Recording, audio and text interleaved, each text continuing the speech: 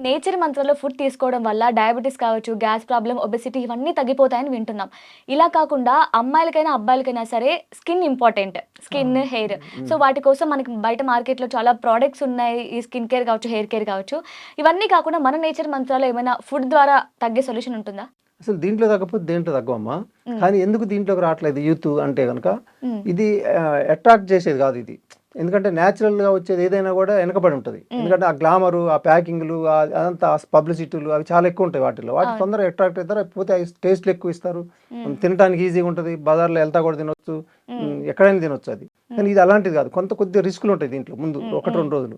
అయితే ఇప్పుడు ఏందంటే అవన్నీ చేసి వాటిలో తగ్గక సైడ్ ఎఫెక్ట్‌లు వచ్చి వాటి స్కిన్ పాడైపోయి ఇంకేదో జరుగుతుంది. హ్మ్. కానీ ఇది అట్లా కాదు. మీరు ఇది మొదలుపెట్టిన తర్వాత 1 వీక్‌లోనే మీ స్కిన్ మొత్తం మారిపోయి, మీ మొటియాలు ఇవన్నీ పోయి మొత్తం ఫేస్ మీద ఇవన్నీ ఉంటాయి కదా! హ్మ్. అవన్నీ వెళ్ళిపోయి హార్మోనల్ ప్రాబ్లమ్స్ అసలు డే 1 నుంచే స్టార్ట్ అయిపోద్ది ఇందులో రిజల్ట్. హ్మ్. మీకు 5, 6 రోజులు చేసినాకనే మీ ఎదుటోళ్ళు అడుగుతారు. హ్మ్. ఇది మీ ఫేస్‌లో ఏదో గ్లో గ్లో కనిపిస్తుంది. కనిపిస్తుంది. ఏదో తేడా వచ్చిందని. హ్మ్. అంత అద్భుతాలు దీంట్లో జరుగుతాయమ్మా.